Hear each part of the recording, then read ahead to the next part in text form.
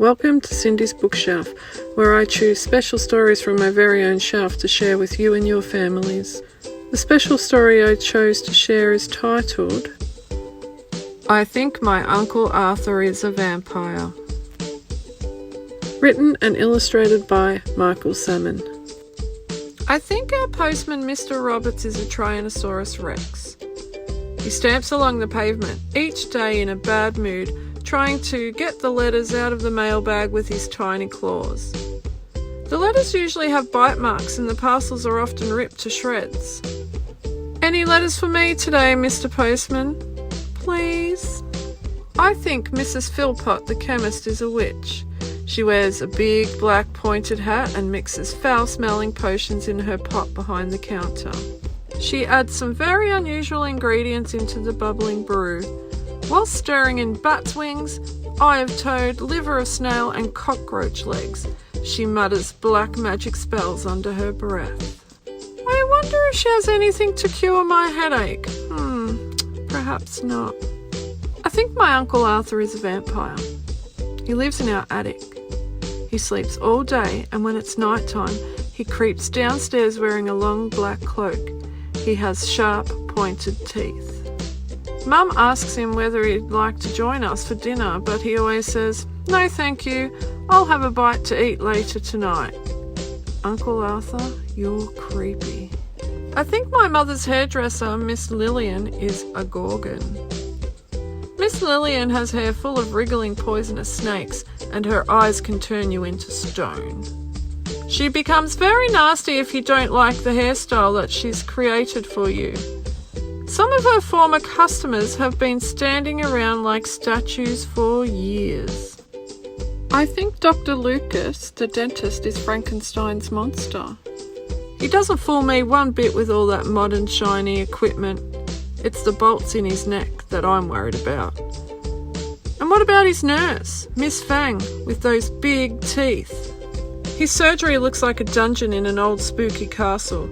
There are spider webs everywhere. Just check my teeth, please, and then I'm out of here. Fast. I think my big sister's boyfriend Carlos is a werewolf. He's big and hairy and howls at the moon. Whenever he visits our house, he gnaws on bones and leaves fur all over the couch. He drives a red sports car that I call Wolfmobile. I think that's really why Alison goes out with him. Mind you, he has a wet nose, a nice shiny coat and wags his tail a lot. I think our neighbours Mr. and Mrs. Fitzpatrick are garden gnomes. They're always sitting out the back garden by the fish pond drinking cups of tea. I've never seen them move indoors, even when it starts to rain. Sometimes birds perch on their hats. They never notice. Still, I suppose they're company for the goldfish. I think our babysitter, Miss Frump, is a dragon. She's very popular in our neighbourhood. Lots of parents employ her. She has scaly skin, horns, and a long tail. Sometimes she gets excited reading my baby sister a bedtime story and breathes smoke and fire out of her nostrils. I go to bed exactly when she says. I don't want to become a piece of burnt toast. I think Stan, the lawnmower man, is a yeti. He has a long shaggy coat and monstrous big feet with spiky toenails and likes to mow lawns in the wintertime.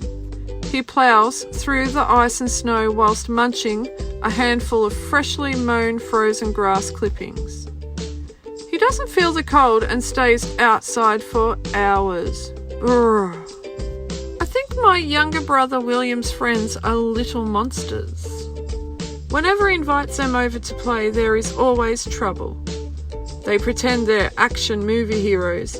This time they're wrecking the front room. Those noisy brats are swinging on the curtains and jumping on the furniture. Just wait till our parents get home. I think my school teacher, Mr. Allen, is really an alien. He's flown his spacecraft from some planet millions of light years away from Earth, and he speaks in a language that I don't understand. What's more, he has 8 eyes, so he can see everything that happens in our classroom, even when his back is turned. Our teacher is really out of this world. I think my cat Sam is a saber-toothed tiger. He prowls around the house, terrifying our mice. His prehistoric purring sounds like a washing machine, and he's always cleaning his long teeth. He sleeps wherever and whenever he wants to. Here, kitty kitty, it's dinner time. That's the end of the story. If you'd like to hear more stories from my bookshelf, please like and subscribe for more videos. You can find more stories from Michael Salmon online, in-store or at your local library. You can also order some signed copies from Michael Salmon's collection. Links are in the description.